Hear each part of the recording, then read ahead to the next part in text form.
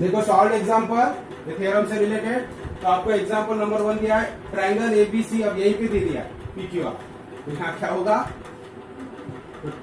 Triangle ABC is similar to triangle PQR, और area दिया है दोनों का। एरिया ऑफ ट्रायंगल एबीसी इतना है 16, एरिया ऑफ ट्रायंगल पीक्यूआर 25 है। Then find the value of AB by PQ, ये रेशियो में फाइंड करना, बहुत ही सिंपल एग्जांपल। तो सॉल्यूशन में क्या होगा, थ्योरम का हमें यूज करना है। तो दो ट्रायंगल सिमिलर है, तो triangle ABC similar to triangle PQR. जब दो ट्रायंगल सिमिलर होते हैं तो उनके एरिया का रेशियो क्या होता है, तो देयरफॉर हम लिखेंगे area of triangle ABC divided by area of triangle PQR. किसके बराबर होगा, साइड के स्क्वायर के रेशियो, करस्पॉन्डिंग साइड के स्क्वायर के रेशियो के बराबर। तो साइड का स्क्वायर कर लो, करस्पॉन्डिंग साइड का रेशियो कर लो, AB square by PQ square. यहाँ क्या लिखेंगे, reason theorem of area of similar triangles. ये थ्योरम के ऊपर से रिलेशन दिख रहे हैं। तो theorem of areas of similar triangles. तो ऑलरेडी आपकी बुक में दिया, वैल्यूज पुट करेंगे, ऑलरेडी वैल्यू हमारे पास है। एरिया ऑफ ट्रायंगल एबीसी कितना है 16, यहाँ लिखेंगे 16। एरिया ऑफ ट्रायंगल पीक्यूआर कितना है 25, यहाँ लिखेंगे हम 25 is equal to AB square by PQ square, हमें फाइंड करना। ये AB square by PQ square by C। So therefore अब देखो हमें AB बाय PQ फाइंड करना है, मतलब इसको भी स्क्वायर रूट करना पड़ेगा, इसको भी स्क्वायर रूट। तो इधर की वैल्यू उधर स्क्वायर रूट में लेते हैं, तो इधर की भी लेना, दोनों साइड का लेना पड़ता है। दोनों साइड में हम स्क्वायर रूट करेंगे, तो स्क्वायर रूट करेंगे तो क्या होगा, तो 16 बाय, ठीक है, डायरेक्ट लिखिए, इसमें दे दिया आपकी बुक में। तो यहाँ हम लिखेंगे तो दोनों साइड स्क्वायर, तो 16 का स्क्वायर रूट क्या होगा 4, और 25 का 5 is equal to AB by PQ, और यहाँ लिखेंगे टेकिंग स्क्वायर रूट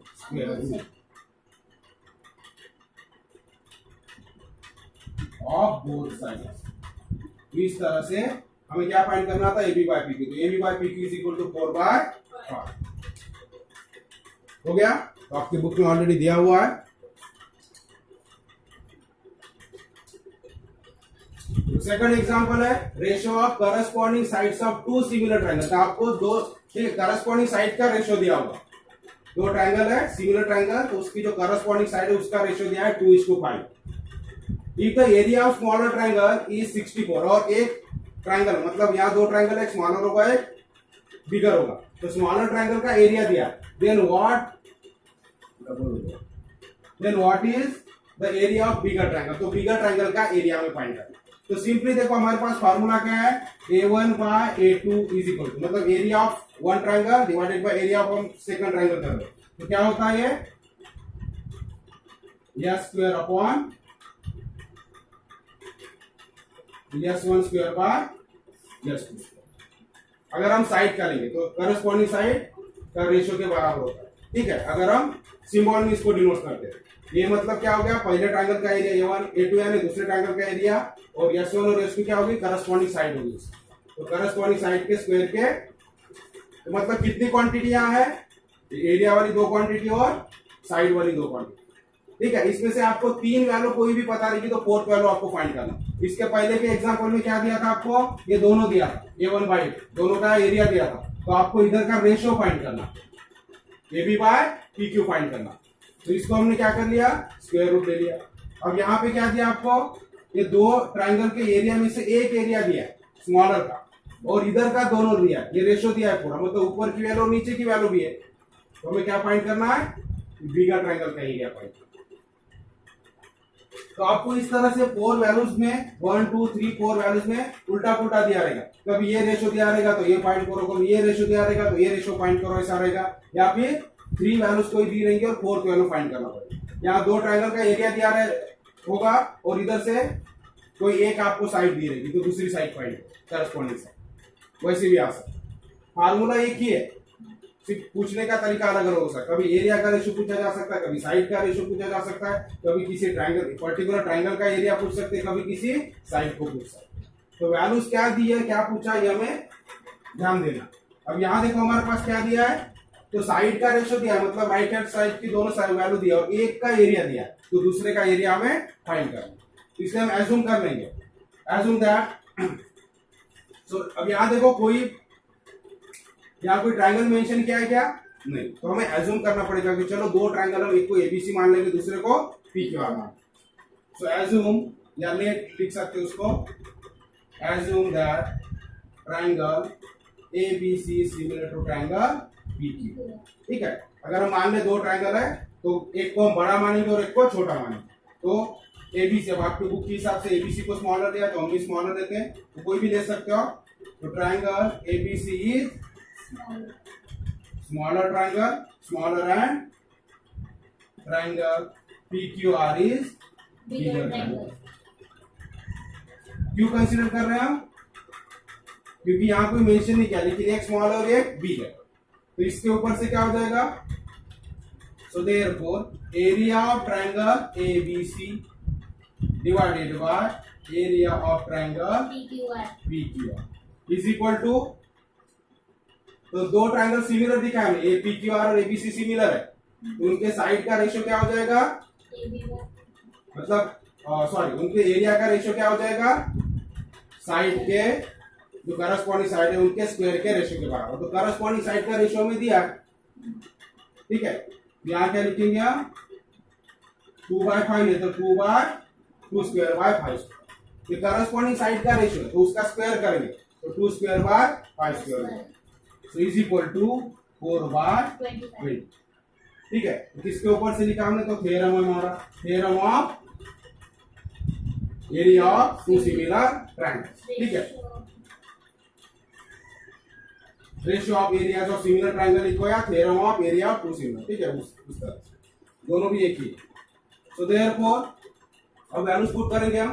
अब ट्रायंगल एबीसी हमने कौन सा ट्रायंगल लिया? स्मॉलर, यहां दिया स्मॉलर ट्रायंगल इज 64, तो ये हो जाएगा 64। हमें ये फाइंड करना है, तो एरिया ऑफ ट्रायंगल पीक्यूआर, और इधर क्या आ जाएगा? 4/20 हो गया। अब ये हमें फाइंड करना है तो क्रॉस मल्टीप्लाई करेंगे, सो देयरफॉर तो क्या हो जाएगा? 4 इंटू ये इसके साथ मल्टीप्लाई हो जाएगा, area of triangle PQR is equal to 64 into 25। हमें area of triangle PQR find करना है तो 4 इधर डिवाइड में जाएगा, so therefore area of triangle PQR is equal to 64 into 25 divided by 4। 4 से डिवाइड हो 64 डिवाइड होता है तो करो डिवाइड, तो 4 1 जा 4 and 4 6 जा 24, तो 16। ठीक है, तो 16 इंटू 25 करो तो कितना होता है? ये इज इक्वल टू 400। तो 400 स्क्वायर सेंटीमीटर फाइनल आंसर लिखना। Therefore area of triangle PQR is equal two is 400 square centimetre. तो समझ में आ गया? इस तरह से आपको सॉल्व करना।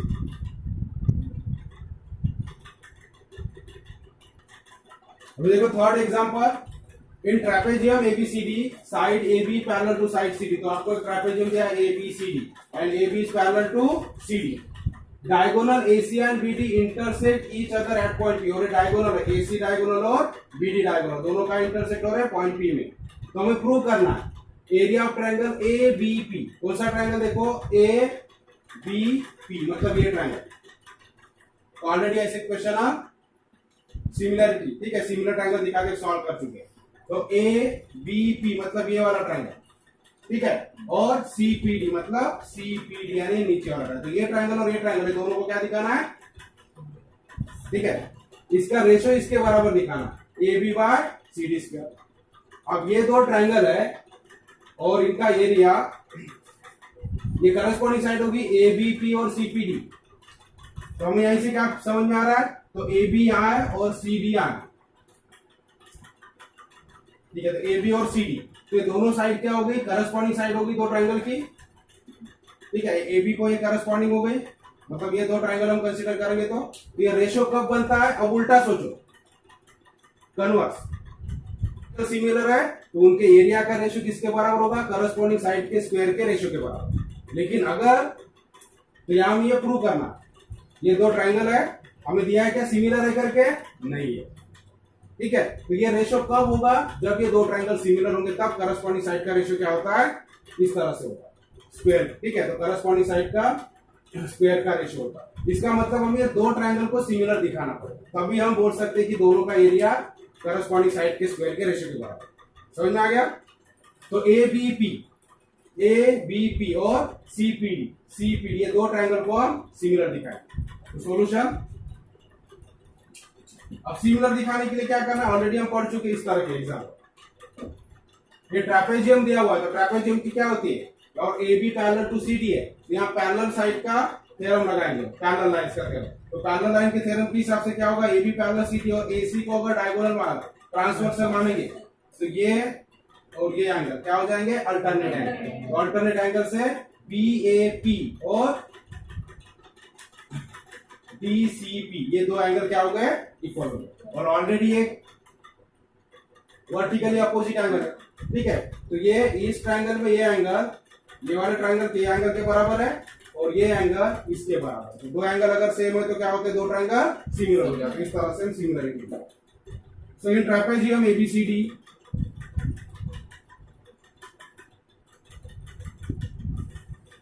क्या है हमारे पास, साइड ए बी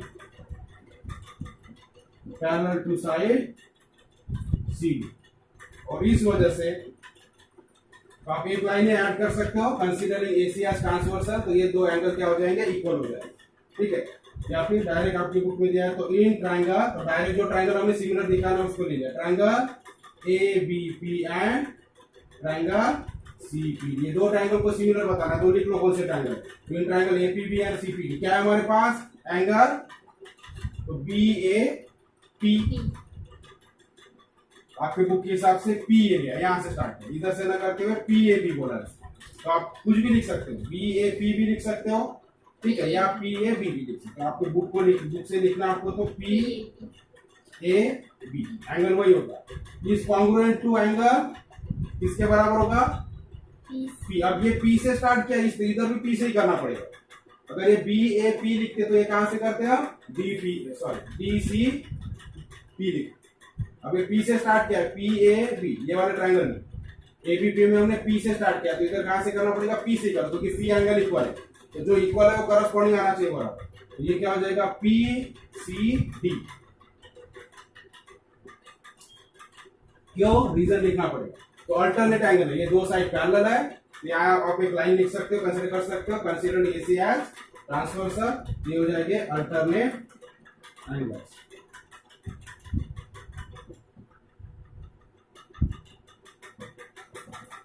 अब एक एंगल इक्वल है, अब दूसरा क्या लिखेंगे हम, वर्टिकली अपोजिट एंगल, तो angle A P B is congruent to, तो ए पी बी कॉन्ग्रुएंट किसको हो जाएगा, सी पी डी, तो एंगल सी पी डी, क्यों, तो अपोजिट एंगल हो गए। दो एंगल अगर सेम है दो ट्रायंगल में, तो दोनों ट्रायंगल क्या हो गए, so therefore triangle A B P is similar to triangle C P D. तो पी यहाँ सेंटर में, तो इधर भी सेंटर में आना चाहिए, सी और ए इक्वल है, यहाँ ए है तो इधर सी, जो इक्वल है वो बराबर आना चाहिए, इधर ए से स्टार्ट हो रहा है तो ए को इक्वल सी है तो सी आएगा, पी बीच में है तो पी और पी दोनों भी, तो पी बीच में आएगा, बचा हुआ डी, तो कौन सी टेस्ट से होगा ये, ए टेस्ट ऑफ सिमिलर। अब जब दो ट्रायंगल सिमिलर होते तो उनके एरिया का रेशियो क्या हो जाएगा, एरिया का रेशियो क्या होता है, साइड के स्क्वायर के रेशियो के बराबर, तो इसलिए area of triangle A P B divided by area of triangle C P D is equal to A B square by C D square. तो ए पी बी, ठीक है, और सी पी डी, तो ए बी लिया तो क्या हो जाएगा, सी डी, करस्पॉन्डिंग साइड लेना हमको, ए बी लिया हमने, तो इधर की क्या आएगी, सी डी, फर्स्ट और लास्ट, तो फर्स्ट और लास्ट इसको बोलते हैं करस्पॉन्डिंग, ठीक है। थ्योरम ऑफ, तो कहां से मिला है, थ्योरम ऑफ रेशियो ऑफ या एरिया ऑफ सिमिलर ट्रायंगल्स, इस तरह से।